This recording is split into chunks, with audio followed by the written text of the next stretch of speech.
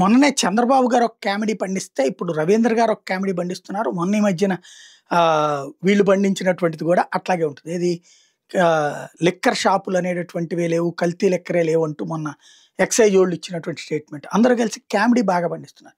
Belt షాపులు లేవా అసలు దేశంలో, రాష్ట్రం ఇదే మన రాష్ట్రంలో ఎక్కడా లేవా? ఒక్కసారి ప్రతి పంచాయతీలో ఉందని రాసిన ఈనాడు జ్యోతి మీద రాయండి. ఇప్పుడు సాక్షి మీద పెట్టారు కదా ఆయన, ఏదేదో కల్తీ లిక్కర్ ఇదే దాని పేరేంటది, బెల్ట్ షాప్లో తాగాడని చెప్పేసేసి ఈ ట్రావెల్స్ వాళ్ళది బెల్ట్ షాప్లో తాగాడంటే అది కాదు అని చెప్పేసి ఒక 20 మంది మీద, 17 మంది మీద, 19 మంది మీద కేసు పెట్టారు వీళ్ళు. గుడ్. మరి ఈనాడు జ్యోతి మీద కేసు పెట్టండి, బెల్ట్ షాపులు లేకపోయినా ఉన్నాయని రాశారనేసి. బెల్ట్ షాపులు లేవా?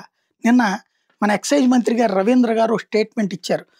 రాష్ట్రంలో ఎక్కడా కూడా బెల్ట్ షాపులు ఉండడానికి వీల్లేదన్నారట.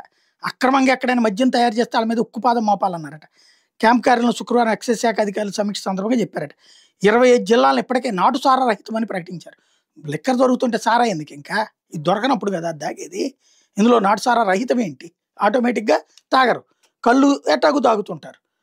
మెయిన్ అల్లా ఎవడన్నా తయారు చేస్తే పట్టుకోండి.